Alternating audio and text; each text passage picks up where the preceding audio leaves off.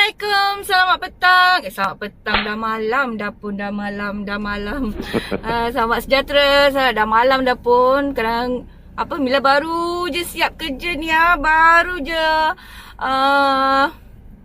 habis, baru masuk dalam kereta, nak on the way balik.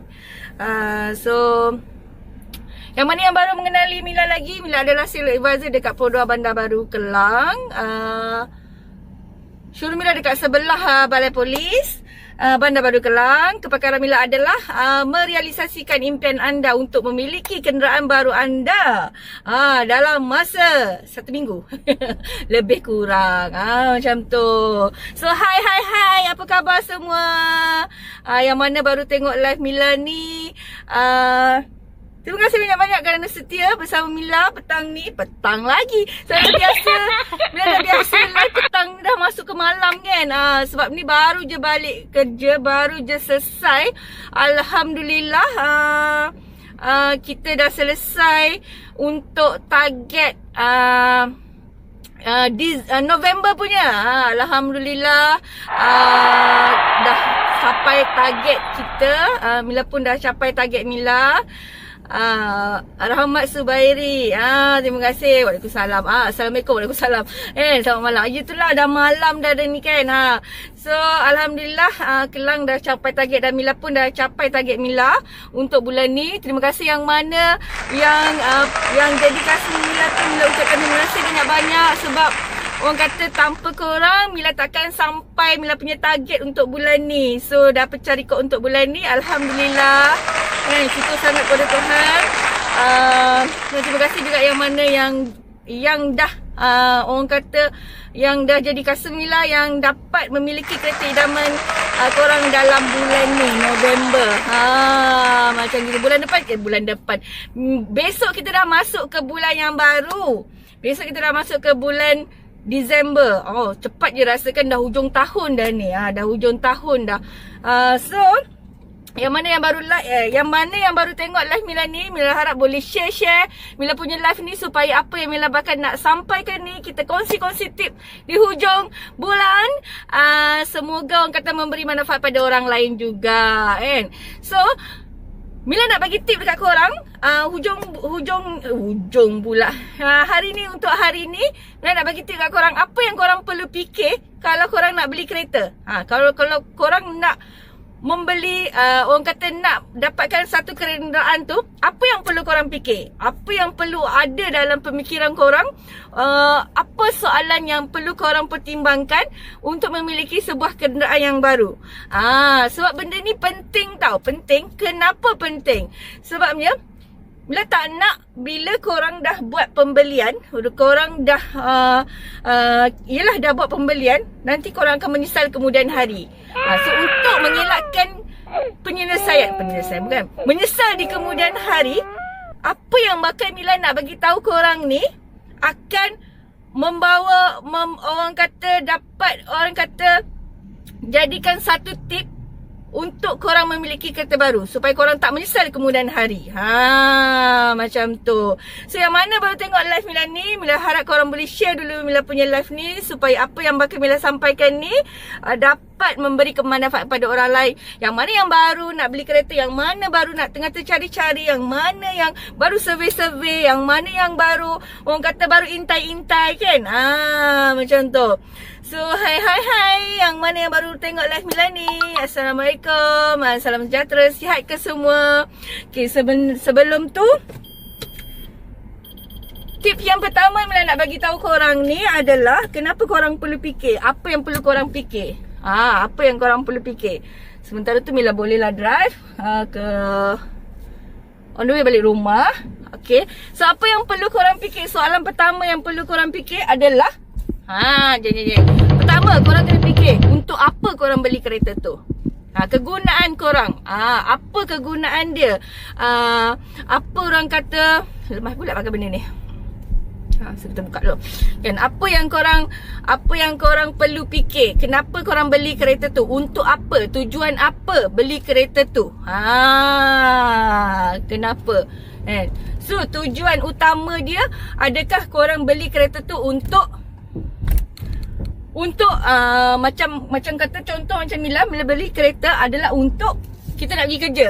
Ulang-alik pergi kerja. Ulang-alik pergi kerja, memudahkan kita nak pergi ke mana-mana, ataupun lebih tepat lagi untuk pekerjaan lah. So korang kena tanya dengan diri korang sendiri, untuk apa kereta tu korang beli. Ada setengah-setengah orang dia beli kereta, dia kata untuk family, sebabnya family dia ramai, adik-beradik ramai, sebab dia nak berkumpul dalam satu kereta. Ada juga jawapan dia macam tu. Tapi korang kena tanya dekat diri korang, berapa kerap korang balik kampung, and berapa orang kata, adakah benda tu sekerap mungkin korang akan guna untuk family. Maknanya setiap masa ke kenderaan tu digunakan untuk family. Tu persoalan dia. So korang kena tanya dengan diri korang, untuk apa kereta tu korang beli. Contoh kalau kata macam Mila, macam Mila beli kereta, macam kita beli kereta untuk ulang-alik pergi kerja. So bila kita nak cari kereta yang ulang-alik pergi kerja ni, mestilah kita nak kena cari kereta yang jimat minyak, betul tak? Kereta yang jimat minyak, kereta yang maintenance dia tidaklah terlalu mahal, kan? So boleh menjimatkan kos kita. Dan orang kata monthly tu biar orang kata yang sedang-sedang.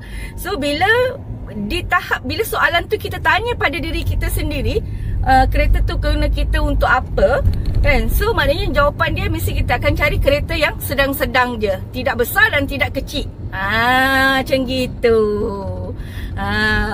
So itu jawapan yang kena korang tanya dengan diri korang. Macam tu. So yang kedua, apa dia yang kedua? Sementara tu korang boleh share dulu Mila punya live ni, supaya apa yang bahkan Mila nak sampaikan ni memberi manfaat pada orang lain juga, supaya orang lain pun dapat tips ni, ilmu ni kita kongsikan bersama pada orang lain juga. Yang kedua, korang kena fikir selepas korang membeli kereta tu. Maksudnya, katalah contoh macam Mila dah beli kereta Myvi ni. Okay, so kita kena fikir dia punya maintenance dia. Kita kena fikir maintenance dia pula. Maintenance dia macam mana. Selepas kita beli, dia punya servis dia berapa, kan? Servis dia berapa untuk sebulan, untuk tukar minyak hitam, tukar tukar dia punya servis lah, minyak hitam, gasket, oil filter, semua tu berapa. Adakah kos tu untuk korang servis di hari akan datang? Adakah korang mampu untuk orang kata membayarnya? Macam tu, kan? So benda tu korang kena ambil sebagai faktor-faktor juga bila kita hendak membeli kereta. Kadang-kadang kalau kita beli, macam kita dapatkan nak beli kereta ni, kan, so dia punya maintenance dia terlalu tinggi, sampai kita tak mampu untuk kita servis dia. Bila kita tak mampu nak servis dia, kita akan biarkan kereta tu tak berservis. Bila kita dah tak mampu nak pergi servis, maknanya kereta tu akan terbiar. Bila terbiar, kereta tu akan rosak. So bila rosak, kos makin tinggi lagi. Itu yang Mila maksudkan bila kita buat satu keputusan, fikir sama ada kereta tu kita mampu untuk maintenance dia selepas kita membeli. Macam gitu. Yang ketiga, korang kena fikir dia punya monthly dia lah. So maksud dia monthly ni bulanan dia. Adakah korang mampu untuk membayar kereta tu setiap bulan? Setiap bulan mampu bayar sehingga habis loan. Maknanya kalau kata korang fikir nak pakai kereta mewah, kan, tapi korang tak mampu untuk membelinya kereta tu, membayarnya bulanan dia. So untuk apa juga korang hanya bertahan hanya setakat hari ni je, kan? Maknanya kita kena fikir panjang. Maknanya adakah masa kita, contohnya masa PKP korang tidak dapat bekerja, kan? Contohnya sebelum ni, kalau kita sebelum ni tak ada PKP, maknanya kita boleh ada overtime, kita ada allowance, kita boleh claim ada yang overtime lebih, kan? Tapi bila PKP kita tak boleh nak buat overtime, kita tak boleh buat kerja luar. So maknanya tu efek pada kita punya income.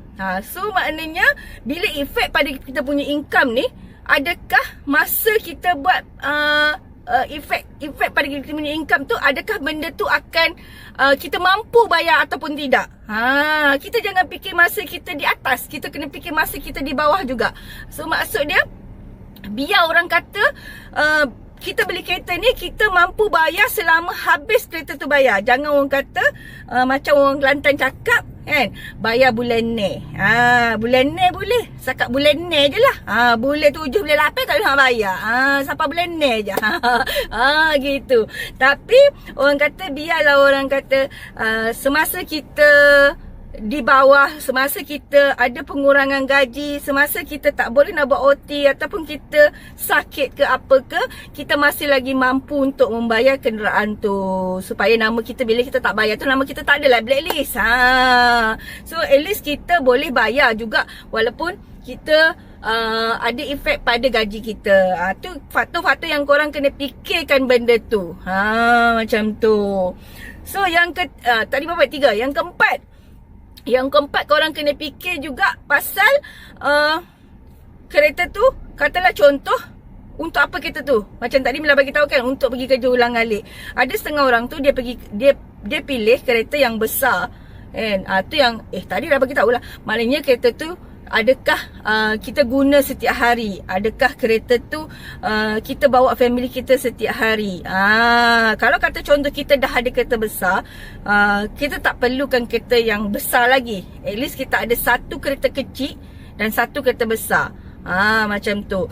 Lepas tu kita kena fikir pula kereta tu sama ada kita buat dia berjalan jauh ataupun tidak, ataupun kita hanya kereta tu kita hanya guna untuk in town sahaja, ataupun kereta tu korang guna untuk pergi berjalan jauh.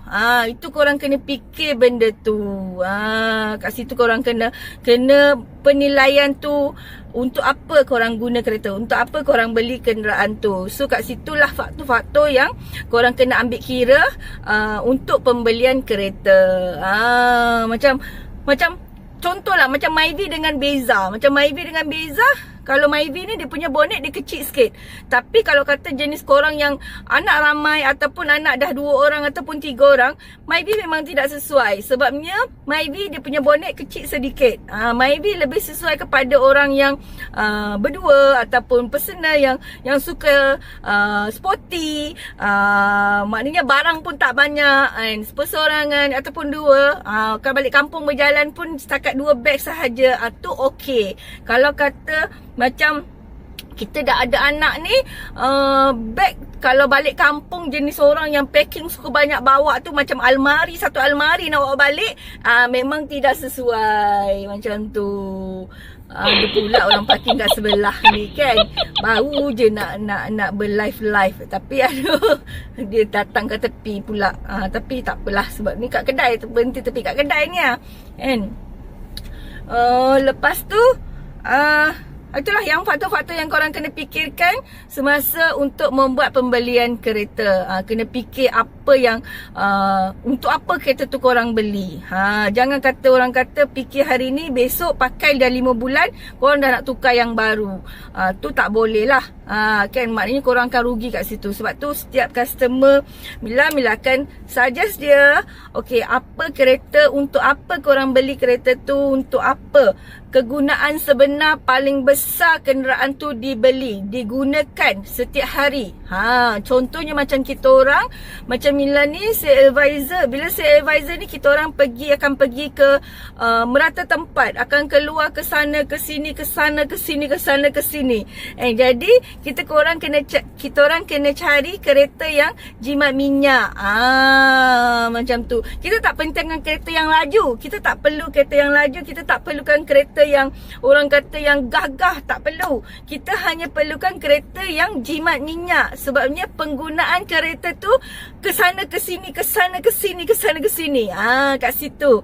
Jadi bila faktor kita nak guna kereta tu, itulah yang akan mempengaruhi apa yang korang akan fikir kereta apa yang korang akan nak beli. Kadang-kadang orang confuse saya minat Myvi tapi saya nak guna kereta ni untuk ni. Saya minat Arus, saya nak bawa satu family saya berjalan dalam satu kereta. Tapi korang kena tanya balik dengan diri korang sendiri, berapa kerap korang bawa family korang berapa kerap korang balik kampung, berapa kerap korang jumpa dengan family korang, dan berapa kerap korang guna kereta tu untuk bekerja untuk diri sendiri. Kat situ, itulah tips-tips yang untuk Mila boleh kongsikan dengan korang hari ni. Semoga apa yang Mila kongsikan hari ni bermanfaat untuk orang semua. So, dah terfikir tak kereta apa yang korang rasa perlu untuk diri korang? Pernah terfikir tak sekarang? Dapat tak idea daripada apa yang tips Mila bagi untuk hari ni? Untuk korang fikirkan, apa yang aku nak beli? Kereta apa yang aku nak dapatkan? Kereta apa yang sesuai dengan diri kita sendiri? Semoga apa yang Mila bagi tahun ni dapat memberi manfaat untuk korang, terbuka minda korang untuk orang kata fikir kereta apa yang bakal korang miliki nanti. So, Mila rasa sampai di sini saja live Mila untuk petang ni. Mila pun dah sampai kedai nak pergi order makanan. Lapar ni kan. Zahara, terima kasih. Terima kasih banyak-banyak. Terima kasih juga tengok live kat Mila ni Zahara, terima kasih. So, semoga orang kata benda ni pun bermanfaat pada orang lain. So, jangan lupa share live ni. Semoga orang kata yang lain yang tidak tahu pun dapat tahu, dapat ilmu sikit-sikit hari ni. So, apa yang Kak Mila kongsikan hari ni, kita dapat memberi manfaat pada orang lain juga. So, korang jangan lupa share dan like live kat Mila petang ni. Semoga memberi manfaat pada orang lain juga. Bye. Assalamualaikum. Bye-bye. Jumpa lagi besok. Alamak, kita nak keluar. Bye.